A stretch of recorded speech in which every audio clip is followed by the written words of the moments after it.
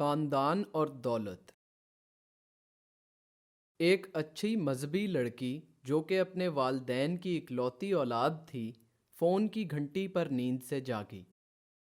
اسے فون پر معلوم ہوا کہ اس کے والدین ایک حادثے میں انتقال کر گئے ہیں۔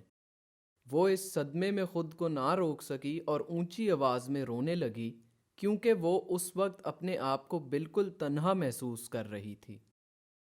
کچھ منٹ بعد اس نے اللہ کو یاد کیا اور سوچا کہ اللہ ہمیشہ اس کے ساتھ رہے گا، اور کہا، ہم سب اللہ کے ہیں اور اسی کی طرف لوٹ کر جائیں گے۔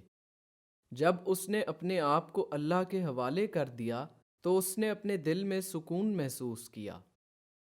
جنازے کے 1 گھنٹے بعد اس کے رشتہ داروں نے اس کے والد کے دفتر میں بات کرنے کا کہا۔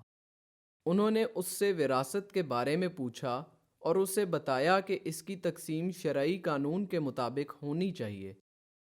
اس نے ان سے 3 دن انتظار کرنے کا کہا تاکہ وہ اپنے والدین کی موت کا سوگ کر سکے۔ 3 دن بعد وہ اسی کمرے میں دوبارہ ملے اور وہاں اس کے والد کے قریبی دوست ایک وکیل کے ساتھ موجود تھے جنہوں نے اس کا ساتھ دینے کا وعدہ کیا۔ والد کے دوست نے سب کو بتایا کہ وہ مرنے سے پہلے گھر، جائیداد اور ساری رقم اپنی بیٹی کے نام لکھوا چکے تھے۔ اس کے چچا نے اسے اپنی توہین سمجھا کیونکہ اس نے ان کے سارے حقوق لے لیے تھے، اور انہوں نے اسے دھمکی دی کہ اگر وہ ان کو وہ سب نہیں دے گی جس کے وہ حقدار ہیں تو وہ اسے جان سے مار دیں گے۔ لیکن وکیل نے پولیس کو بلا کر ان کو تنبیہ کی کہ وہ خاموش رہیں۔ اس کے کمرے سے نکلنے سے پہلے انہوں نے اس کو کہا کہ وہ اپنے لیے کوئی اور خاندان تلاش کر لے۔ لڑکی پرسکون تھی اور اس نے مسکراتے ہوئے ان کو خدا حافظ بولا۔ اس کے بعد جب وہ وکیل سے ملی تو اس نے وکیل کو شریعت کے مطابق تمام جائیداد سب رشتہ داروں میں بانٹنے کا حکم دیا۔ اس نے قرآن کے ان الفاظ کی تلاوت کی، خبردار ہو جاؤ کہ جو اللہ کی نافرمانی کرے گا اسے دردناک عذاب دیا جائے گا، اور جیسا کہ نبی صلی اللہ علیہ وسلم نے اپنی حدیث میں فرمایا، کوئی شخص بغیر جائز حق کے کسی زمین کا ایک رقبہ بھی نہ لے، ورنہ قیامت کے دن اللہ اس کی گردن میں 7 دنیاؤں کا وزن ڈال دے گا۔ اس کے بعد وہ اپنے چچا کے پاس گئی اور اس نے ان سے کہا کہ وہ اس کے لیے پیسے سے زیادہ اہمیت رکھتے ہیں اور ساری جائیداد شریعت کے مطابق سب میں بٹے گی۔ وہ یہ سن کر خوش ہو گئے۔ کچھ دن گزرنے کے بعد اس کا کزن بیرون ملک سے واپس آیا جسے لڑکی کا والد پہلے شادی کرنے کے لیے انکار کر چکا تھا۔ جب لڑکی نے اس کا استقبال کیا اور اس سے شادی کرنے پر رضامند ہو گئی تو وہ بہت خوش ہوا۔ پھر دونوں ایک ساتھ خوشگوار زندگی گزارنے لگے، کیونکہ اس لڑکی نے اس عارضی زندگی کے بجائے ہمیشہ رہنے والی زندگی کا انتخاب کیا۔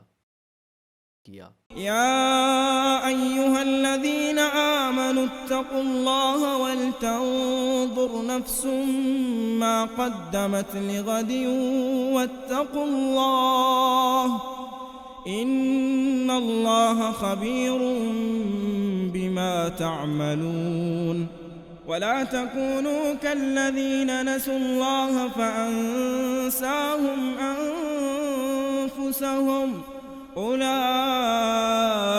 هم الفاسقون لا يستوي أصحاب النار وأصحاب الجنة هم